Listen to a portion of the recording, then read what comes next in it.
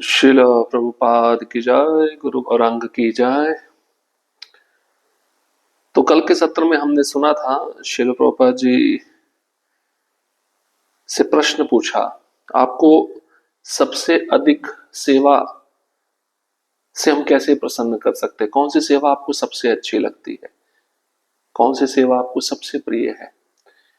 तो प्रभुपाद जी ने उत्तर दिया, हरे कृष्ण महामंत्र का ध्यान पूर्वक जप और सिंपली वंडरफुल, एक बंगाली मिठाई है संदेश, उसको खाओ और अपने आचरण में सरलता लाओ। बस आप इतना करोगे, मैं प्रसन्न हो जाऊंगा। और ब्रह्मचारी का कर्तव्य क्या है और गृहस्थ का कर्तव्य क्या है? ब्रह्मचारी को कभी व्यवसाय नहीं करना चाहिए, ब्रह्मचारी को हमेशा प्रचार करना चाहिए। और जो गृहस्थ है उसको व्यवसाय करना चाहिए, लेकिन व्यवसाय के साथ साथ जो भी वह कमा रहा है उसका कुछ अंश कृष्ण की सेवा में अर्पित करना चाहिए। और शिल प्रभुपाद जी ने सिखाया हर एक वस्तु को कृष्ण से कैसे जोड़ा जाए।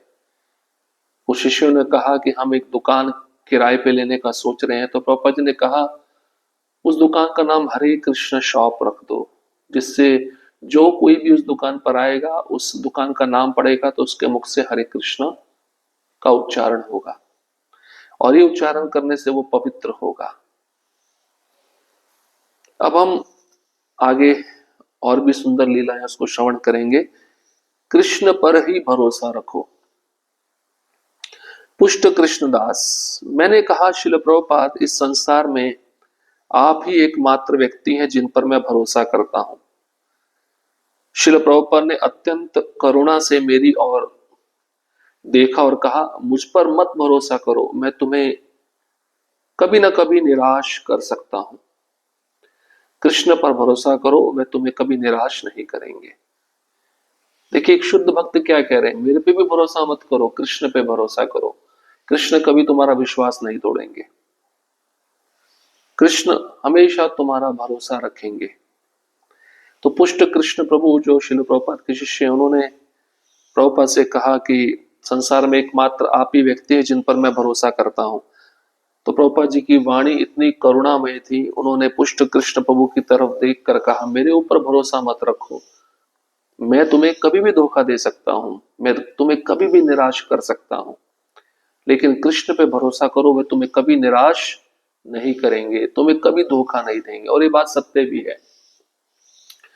हम संसार के लोगों पे भरोसा रखते हैं, कभी कभार संसारी लोग हमारा भरोसा तोड़ देते हैं, हमें निराश कर देते हैं, लेकिन हम कृष्ण पे भरोसा रखते हैं, जो कृष्ण हमेशा परमात्मा रूप में हमारे साथ रहते हैं। वह कृष्ण कभी भी हमारा भरोसा नहीं तोड़ेंगे, हमें कभी भी निराश नहीं करेंगे। और कृष्ण पे ही आश्रित रहना चाहिए, प्रयत्न करना चाहिए, जीवन की जितनी भी भौतिक आवश्यकता है उनको कम किया जाए और आध्यात्मिक जीवन को और ज्यादा बढ़ाया जाए। और कृष्ण पे जब हम भरोसा रखेंगे तो कृष्ण कभी भी हमको धोखा नहीं देंगे, क्योंकि कृष्ण एक मित्र की तरह व्यवहार करते हैं। प्रसाद का अपमान नहीं होना चाहिए। गौरीदास पंडित एक बार प्रभुपाद प्रसाद कक्ष की ओर जा रहे थे। चलते चलते उन्होंने जमीन पर एक चावल का दाना गिरा देखा। उन्होंने कहा, जिसने ये चावल गिराया है उसे उसका दंड भोगना पड़ेगा। यह कृष्ण है, प्रसाद का अपमान नहीं होना चाहिए। प्रभुपाद जी कितने कॉन्शियस थे हर वस्तु के प्रति।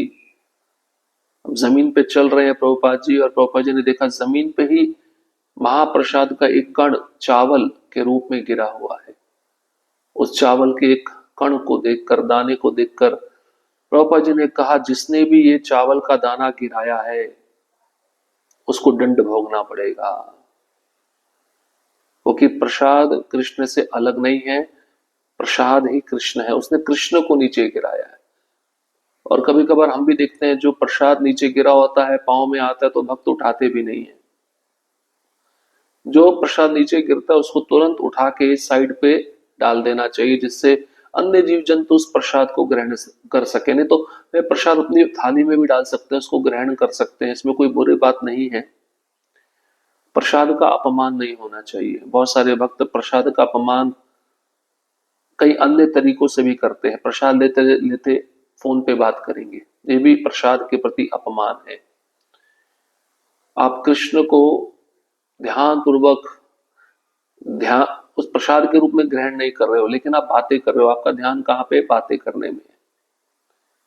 कभी कभार भक्त बिना प्रार्थना का ही प्रसाद लेने लगते हैं, ये भी अपराध है, ये भी अपमान है प्रसाद का। कभी कभी भक्त प्रसाद तो ग्रहण कर रहे हैं लेकिन कृष्ण को स्मरण नहीं कर रहे, ये भी अपमान है प्रसाद का। प्रसाद का अपमान कई तरीकों से किया जाता है, और जब तक हम प्रसाद को प्रसाद की चेतना में ग्रहण नहीं करेंगे तब तक हम अपनी बुद्धि आध्यात्मिक नहीं बना पाएंगे। हमारे मन में, हमारी बुद्धि में भोग भावना बनी रहेगी। इसलिए प्रसाद के भावना में ही प्रसाद को ग्रहण करना चाहिए। प्रसाद के प्रति हमारा अपमान और कैसे होता है? प्रसाद में कुछ अच्छी वस्तुएं होती हैं जो हमें अच्छी लगती हैं, हम उसको ग्रहण कर लेते हैं, लेकिन कुछ ऐसी वस्तुएं होती हैं जो हमें अच्छी नहीं लगती, हम उसको स्वीकार नहीं करते, ये भी प्रसाद के प्रति अपमान है। तो प्रसाद जमीन पे गिरा हुआ नहीं होना चाहिए। प्रसाद लेते समय फोन पे बात नहीं करनी चाहिए। प्रसाद लेते समय कृष्ण का स्मरण सदैव रखना चाहिए, और प्रसाद कृष्ण की भावना में ही ग्रहण करना चाहिए। तो ये बातें हमें ध्यान में रखनी चाहिए जिससे हमारे द्वारा प्रसाद के प्रति कोई अपमान ना हो। आपको सबसे अधिक क्या प्रसन्न करता है? गौरीदास पंडित कहते हैं, मंदिर कक्ष भक्तों से भरा हुआ था। एक प्रमुख पुस्तक वितरण करने वाले भक्त ने प्रश्न किया, प्रभुपाद आपको सबसे अधिक क्या प्रसन्न करता है? प्रभुपाद ने उत्तर दिया, यदि तुम कृष्ण के प्रति अपने प्रेम को विकसित करोगे तो वही मुझे सबसे अधिक प्रसन्न करेगा। यह सुनकर सभी भक्तों के हृदय प्रसन्न हो उठे और सबने एक साथ कहा, जय श्रील प्रभुपाद। तो गौरीदास पंडित जो प्रभुपाद जी के शिष्य, उन्होंने प्रभुपाद को प्रश्न पूछा। पूरा हॉल मंदिर के भक्तों से भरा हुआ था, और उसमें एक प्रमुख पुस्तक वितरण नामक भक्त था जिसने प्रभुपाद जी को प्रश्न किया।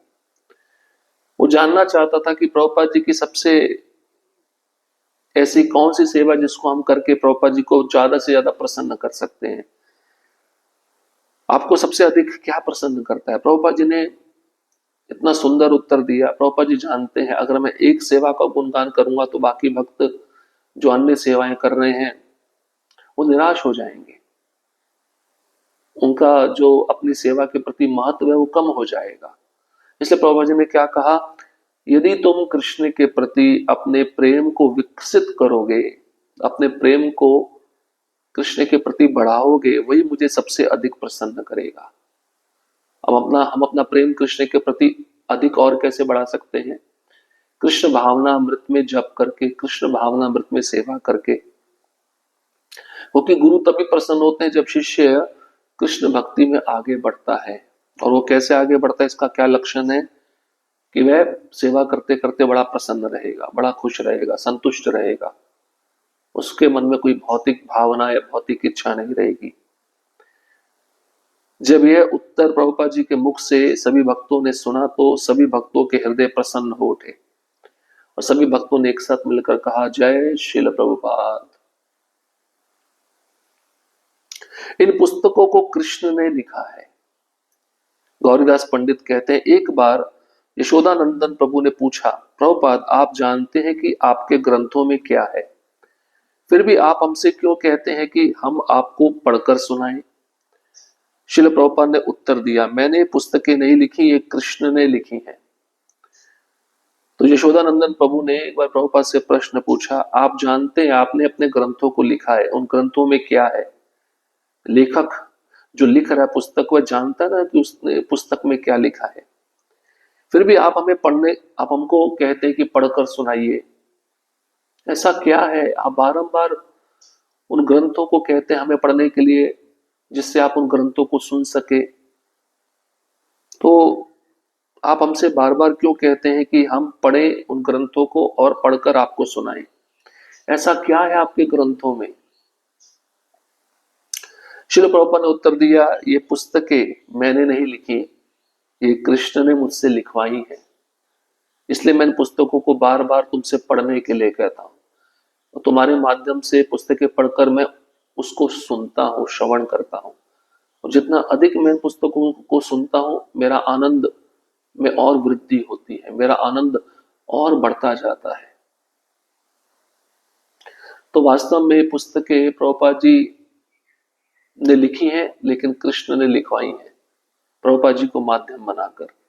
इसलिए उन पुस्तकों का जो तात्पर्य है बहुत अद्भुत है, बहुत दिव्य रसों से भरा हुआ है। कोई भी भक्त अगर श्रील प्रभुपाद की पुस्तकें अच्छे से अध्ययन करेगा और उन शिक्षाओं को अपने जीवन में उतारेगा, ये बात पक्का है कि वो कभी भी प्रभुपाद जी की संस्था को छोड़ के नहीं जाएगा। और जितने अधिकतर भक्त प्रभुपाद जी की संस्था नामक इस्कॉन को छोड़ के जाते हैं, तो वो प्रभुपाद जी के ग्रंथों को पढ़े हुए नहीं होते, या तो ग्रंथों को पढ़े हुए होंगे लेकिन उन शिक्षाओं को अपने जीवन में नहीं उतारा होगा। इसलिए प्रभुपाद जी के ग्रंथ पढ़ना बहुत जरूरी है, जिससे हमारी भक्ति की नींव मजबूत रहे और उस नींव पे हम ऐसी इमारत खड़ी करें जो आजीवन चलती रहे, अंतिम श्वास तक चलती रहे। यह भवन छात्रों के लिए है। वृंदावन 1977। उस समय गुरुकुल का निर्माण चल रहा था। हम प्रभुपाद को झूलने वाली कुर्सी में बैठाकर निर्माणाधीन भवन का अवलोकन कराने ले गए। जब हम विभिन्न कक्षों से होकर निकले, एक भक्त ने कहा, प्रभुपाद यह मेरा कक्ष है। फिर दूसरे ने कहा, प्रभुपाद यह मेरा कक्ष है। श्रील प्रभुपाद असंतुष्ट होकर बोले, तुम सब अपने कक्षों को लेकर चिंतित हो, मैंने ये विद्यालय बच्चों के लिए बनवाया है, इसे छात्रों से भर दो, यह भवन छात्रों के लिए है। प्रभुपाद जी ने देखा मेरे शिष्यों में भी मैं और मेरा की भावना आ रही है, भक्ति में मैं और मेरा की भावना नहीं होनी चाहिए। प्रभुपाद जी उस समय अपने शरीर छोड़ने के अंतिम दिनों में थे और गुरुकुल का जो बिल्डिंग है, भवन है, महल है, उसका निर्माण चल रहा था, कंस्ट्रक्शन चल रही थी। और प्रभुपाद जी को झूलने वाली कुर्सी में बिठाकर सभी शिष्य उस गुरुकुल की जो बिल्डिंग है, जो कंस्ट्रक्शन चल रही है, उसका अवलोकन कराने के लिए लेकर गए। तो अलग अलग कमरों से होकर भक्त गुजर रहे थे। जब एक कमरे में पहुंचे तो एक भक्त ने कहा, प्रभुपाद जी मेरा कमरा है, ये मेरा कक्ष है। प्रभुपाद जी दूसरे कमरे में गए, दूसरा शिष्य बोलता, ये मेरा कक्ष है, ये मेरा कमरा है। कितना गलत लगता है गुरु के सामने कोई शिष्य ऐसे बोल रहा है, ये मेरा है।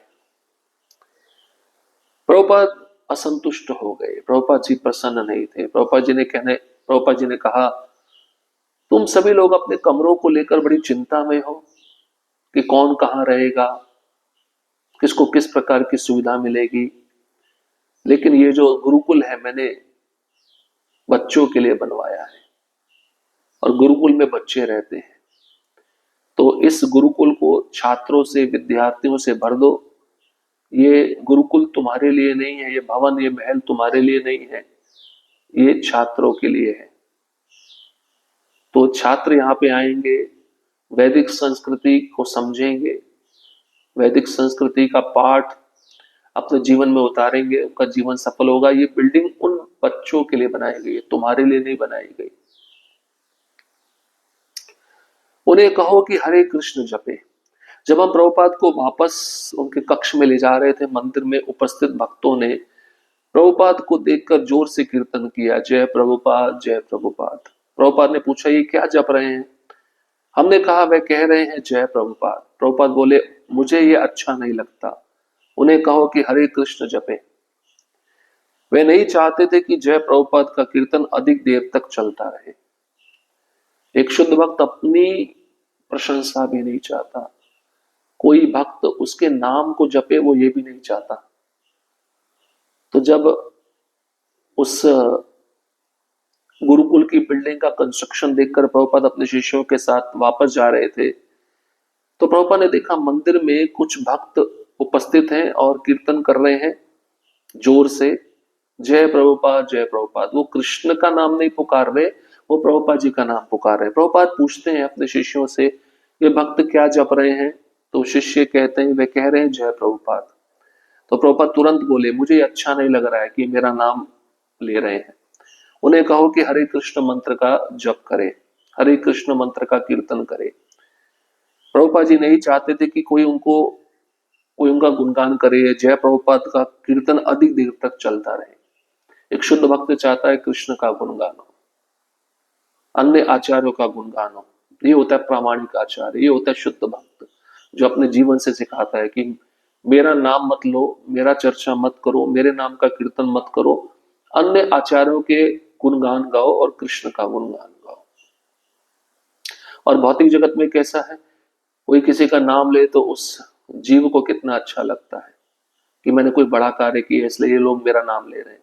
लेकिन शुद्ध भक्त चाहे कितना भी बड़ा कार्य करे, वे नहीं चाहते कि उनका नाम लिया जाए। ये हमें भी सीखना चाहिए शिल प्रभुपाद के जीवन चरित्र से। हरे कृष्णा कृष्ण कृष्ण हरे हरे, हरे राम राम राम हरे हरे। श्रील प्रभुपाद की जय, गुरु गौरांग की जय।